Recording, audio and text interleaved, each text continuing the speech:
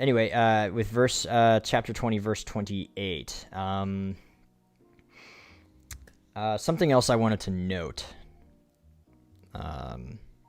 The word we're kind of getting into it a little bit. The word theon or theos, depending on how it's conjugated, is the equivalent to Elohim in the Hebrew. So, and I think the source I read was pretty close, like with this regard to as a divinity, for the word God does not always use in a strict doctrinal sense. Theos is the direct equivalent to the Hebrew Elohim, which just means God lowercase g, or God's plural lowercase g. It doesn't really mean anything until you have context around it to build upon, whether or not it's going to be capital G or lowercase g. That'll depend on things like a definite article, which in Greek, almost always you'll see the definite article before capital G God. The definite article is pronounced ha in Greek.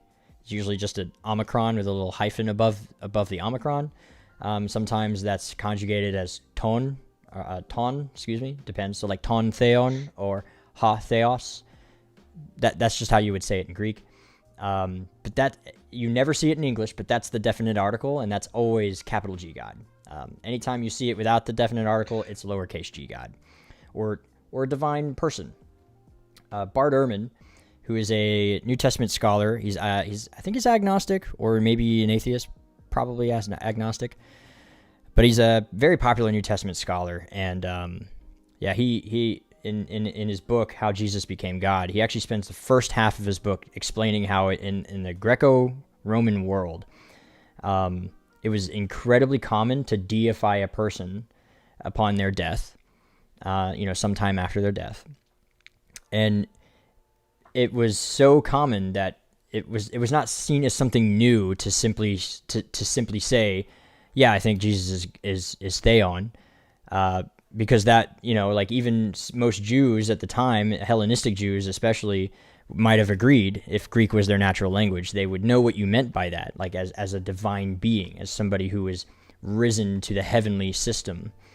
And it's because we have to translate. When you remove the culture and the language by 2,000 years, you eventually get that Jesus is capital G God, rather than like this idea of a divine figure, like an angel is a divine figure. So I just wanted to get that out of the way before we moved on. Would you like to add to that? Right. The only other thing I was going to add, respective to the Theos and whether or not it's conjugated, because I know that Kurios especially also, which is the prior, which we see as Lord there, would be, at least as far as the Septuagint is concerned, the equivalent to Adoni. Again, what we see in the Greek text still reflects basically Adoni and Elohim, neither of which are directly connoting deity, especially for lack of a conjugate in the Theos. Or a definite article. Right. Excuse me. And even then, that's a pretty solid rule of thumb, but it's not absolute. It's basically absolute in the New Testament, but in regular Greek, other Greek documents, it's not exactly absolute to have that definite article. But the New Testament, it's basically, I cannot think of a time where when it means to say capital G God, there is no definite article.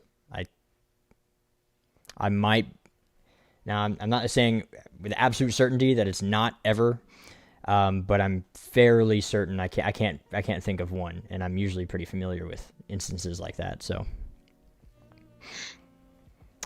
which is funny actually, because in the Hebrew text, the definite article actually would detract more so from the idea that it's talking about God. Yeah, actually, but that's the difference between translating when in Hebrew and you read a definite article before interpreting. Elohim. Yeah, it's true. If you see Ha Elohim, it's not. It's lowercase. It's it's lowercase G God. Right. Or not even gods at all, judges or rulers or what have like you. The Sanhedrin.